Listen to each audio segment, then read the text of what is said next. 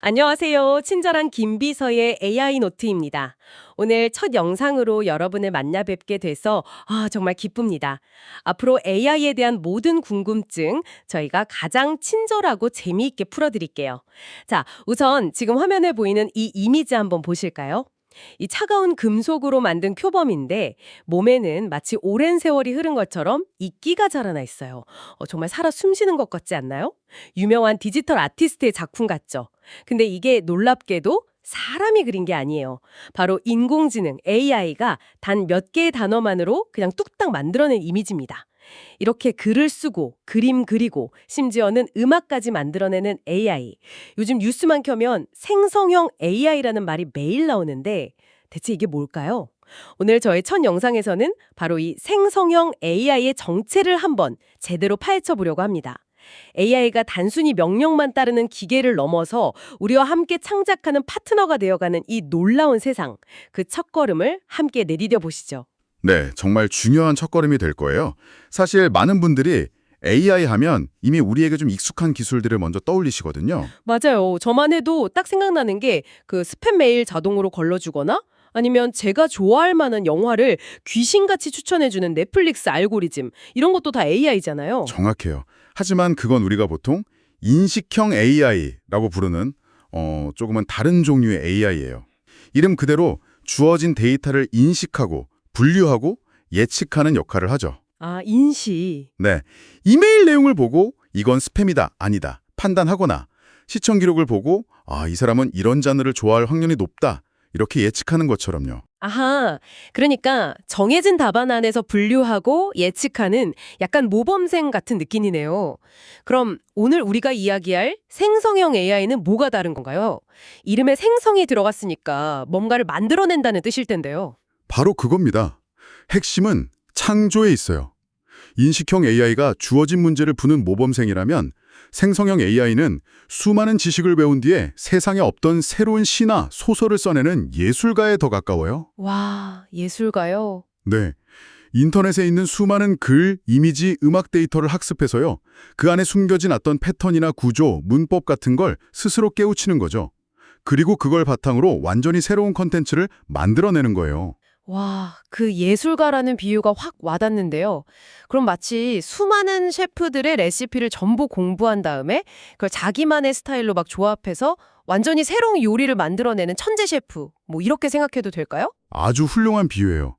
실제로 작동하는 방식도 그 비유랑 비슷해서 더 흥미롭죠. 예를 들어서 책 GPT 같은 언어 모델이 어떻게 글을 쓸까요? 네네. 단순히 단어를 외우는 게 아니에요. 오늘 날씨가 정말 좋아서 라는 문장 다음에 어떤 단어가 오는 게 가장 자연스러울지 확률적으로 계산을 해요. 산책이라는 단어가 나올 확률이 80%, 소풍이 70% 이런 식으로요. 아, 그냥 다음 단어 딱 하나만 예측하는 게 아니군요. 훨씬 더 복잡해요. 최신 모델들은 이제 트랜스포머라는 기술 덕분에 문장 전체의 맥락을 이해하거든요. 트랜스포머요? 네, 문장 맨 처음에 나왔던 단어가 맨 끝에 어떤 영향을 미칠지까지 다 고려하는 거죠. 그래서 그렇게 길고 자연스러운 대화가 가능한 거고요. 이미지도 비슷해요. 이미지도요? 네, 완전한 무작위 노이즈. 그러니까 우리 옛날에 지지직거리는 TV 화면 같죠? 그런 상태에서 시작해서 우리가 이끼 낀 금속 표범이라고 한 요청에 맞춰서 픽셀 하나하나를 점차 바꿔나가면서 그림을 완성시켜요. 조금씩 조금씩 정답에 가까워지는 거죠. 와, 설명을 듣고 나니까 아까 봤던 그 표범 이미지가 다시 보이네요. 그 정교한 이미지가 그냥 무작위 노이즈에서 시작해서 수많은 계산을 통해 만들어진 결과물이라니. 아, 진짜 신기해요. 그럼 이렇게 똑똑해진 AI가 실제로 우리 삶을 어떻게 바꾸고 있나요? 이렇게 멋진 그림 그리는 데만 쓰이진 않을 거 아니에요? 물론이죠. 활용 범위는 정말 상상을 초월할 정도로 빠르게 넓어지고 있어요. 우선 우리 같은 직장인들의 업무 방식 자체를 바꾸고 있죠. 아, 업무 방식이요? 네. 보고서 초안을 써달라고 하거나 긴 회의록을 세 줄로 요약해달라고 하거나 외국 고객한테 보낼 이메일을 세련된 비즈니스 영어로 써달라고 하는 건 이제 거의 일상적인 일이 됐어요. 맞아요. 저도 아이디어가 막힐 때 브레인스토밍 상대로 써봤거든요. 근데 제가 생각지도 못했던 관점의 아이디어를 막 툭툭 던져줘서 깜짝 놀랐어요. 단순히 일을 대신해주는 걸 넘어서 진짜 조수가 생긴 느낌이더라고요. 그렇죠. 그게 바로 생성형 AI의 핵심이에요. 단순 반복 업무를 자동화하는 걸 넘어서 인간의 창의적인 과정을 돕는 파트너가 되는 거죠. 이런 흐름은 창작 분야에서 더 두드러져요. 창작 분야요? 예, 예를 들어 광고회사에서는 소비자의 마음을 사로잡을 광고 카피 수십 개를 단 몇 초 만에 만들어내고요. 디자이너들은 그걸 바탕으로 다양한 시안을 순식간에 뽑아내요. 심지어 영화 감독이 긴장감 넘치는 추격신에 어울리는 배경음악 만들어줘라고 하면 그 분위기에 맞는 음악을 바로 작곡해주기도 합니다. 잠깐만요. 작곡까지 한다고요? 그럼 그게 정말 창작일까요? 아니면 기존에 있던 수많은 음악들을 그냥 교묘하게 섞어놓은 모방일까요? 그 경계가 좀 모호하게 느껴지기도 하는데요. 정말 좋은 질문이에요. 바로 그 지점이 지금 가장 뜨거운 논쟁이 벌어지는 곳이죠. 이 AI가 과연 영혼 없는 앵무새인지 아니면 새로운 것을 창조하는 예술가인지에 대한 철학적인 질문이기도 하고요.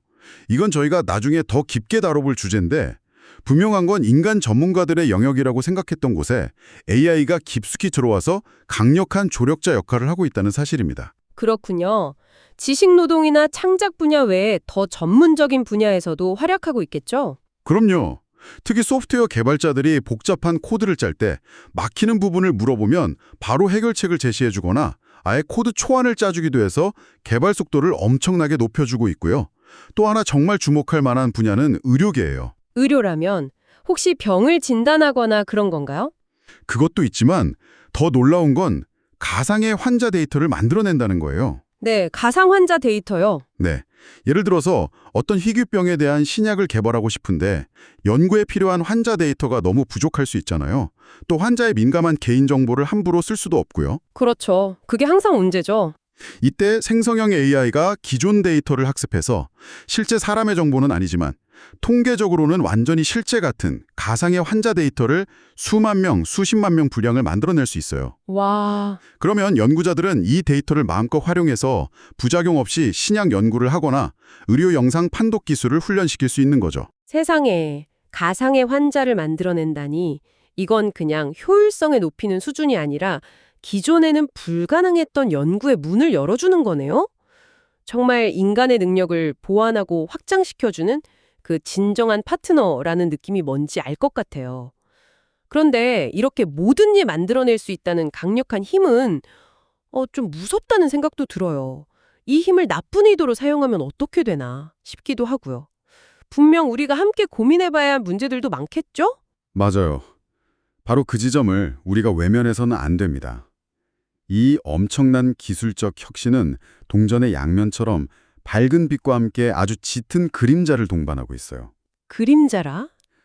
가장 먼저 그리고 가장 시급하게 터져나오는 문제가 바로 저작권 문제입니다. 아, 아까 잠깐 이야기했던 그 AI가 창작이냐 모방이냐 하는 문제랑 연결되는 거군요. 정확해요.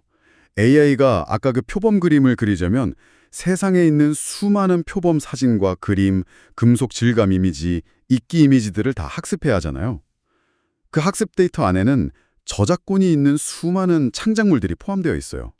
이 과정이 과연 공정한 학습인지 아니면 저작권 침해인 무단 도용인지에 대한 논쟁이 아주 뜨겁습니다. 생각해보니 그러네요. 아까 그 셰프 비유를 다시 가져와 보면 인간 셰프는 다른 사람 레시피 보고 배워도 소송당하진 않잖아요. 근데 AI가 똑같이 하면 왜 문제가 되는 걸까요? 그 차이가 뭘까요? 규모와 방식의 차이 때문이에요. 인간은 몇 개의 레시피를 보고 영감을 얻지만 AI는 인터넷에 있는 거의 모든 레시피를 순식간에 기계적으로 복제하고 분석하죠. 그리고 그 결과물이 원본하고 너무나 유사하게 나올 수도 있고요. 아, 그래서 AI가 만든 창작물의 저작권은 누구에게 있는가, 학습 데이터에 포함된 원작자에게는 어떻게 보상해야 하는가 같은 아주 복잡한 문제들이 아직 해결되지 않은 채 남아있어요. 듣기만 해도 머리가 아프네요. 이건 기술의 문제를 넘어서 법과 사회의 약속을 새로 만들어야 하는 그런 문제군요. 또 어떤 그림자가 있을까요? 저작권 문제만큼 어쩌면 그보다 더 신박할 수 있는 게 바로 가짜 정보와 딥페이크 문제입니다. 아, 딥페이크? 네. 이제는 누구나 너무나 쉽게 실제 사진이나 영상과 구분하기 어려운 가짜 콘텐츠를 만들 수 있게 됐어요. 특정 인물의 얼굴과 목소리를 합성해서 전혀 하지 않은 말을 하는 것처럼 영상을 만드는 딥페이크 기술은 이제 영화 속 이야기가 아니에요. 맞아요. 저도 가끔 인터넷에서 보면 이게 진짜인지 가짜인지 구분이 안 가는 영상들을 볼 때가 있어요. 이게 사회적으로 악용되면 정말 큰 혼란이 오겠는데요. 바로 그겁니다. 선거에 영향을 미치거나 특정인에 대한 악의적인 소문을 퍼뜨리는 등 범죄에 악용될 위험이 아주 크죠. 이제 우리는 인터넷에서 무언가를 볼 때 이게 진짜일까를 항상 의심하고 스스로 검증해야 하는 시대에 살게 된 거예요. 우리 눈과 귀의 신뢰 기반 자체가 흔들릴 수 있는 거죠. 우리가 보는 것을 믿을 수 없는 시대라니. 편리함의 대가가 생각보다 크네요. 네, 그 외에도 우리가 풀어야 할 숙제는 더 있어요. AI가 편향된 데이터를 학습해서 인종이나 성별에 대한 차별적인 결과를 내놓는 문제도 있고요. 또 이건 잘 알려지지 않은 사실인데 이 거대한 AI 모델을 한번 훈련시키는데 어마어마한 양의 전기와 물이 사용돼요. 데이터 센터를 시키기 위해서죠. 와, 그건 정말 생각도 못했어요. 우리가 클라우드라고 부르는 가상 공간이 사실은 엄청난 에너지를 소비하는 물리적 실체라는 걸 기억해야 합니다. 그 환경 비용도 무시할 수 없는 수준이에요. 와, AI의 똑똑함 뒤에는 그런 현실적인 비용이 숨어 있었군요. 결국 기술은 정말 눈부시게 발전하고 있는데 그걸 담아낼 우리 사회의 법이나 제도, 윤리적인 합의가 그 속도를 따라가지 못하고 있는 그런 상황이네요. 네. 그래서 지금 우리에게 필요한 건 기술에 대한 막연한 환상이나 공포가 아니라 그 빛과 그림자를 제대로 이해하고 어떻게 현명하게 사용할지 함께 고민하는 사회적 논의입니다. 오늘 정말 많은 이야기를 나눴네요.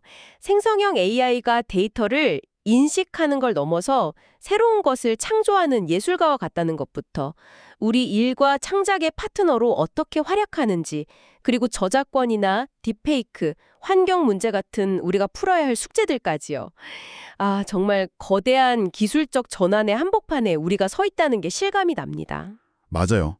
여러 숙제에도 불구하고 생성형 AI는 인간의 표현 능력을 확장하고 새로운 가능성을 열어주는 창의적인 파트너라는 점은 분명해요. 결국 중요한 건 이 강력한 도구를 사용하는 우리 자신에게 달려있겠죠. 어떻게 책임감을 갖고 현명하게 사용하느냐에 따라 그 가치는 무궁무진해질 거예요. 자, 저희 첫 영상을 봐주신 여러분께 마지막으로 질문 하나를 드리고 싶어요. 오늘 이야기 나눈 이 생성형 AI와 딱 한 가지 협업을 할 수 있다면 여러분은 어떤 일을 함께 해보고 싶으신가요? 여러분의 업무나 일상에서 AI라는 새로운 파트너와 함께 해보고 싶은 창의적인 아이디어를 아래 댓글로 자유롭게 남겨주세요. 여러분의 AI 궁금증이 모두 해소되는 그날까지 친절한 김비서의 AI 노트는 계속됩니다. 감사합니다.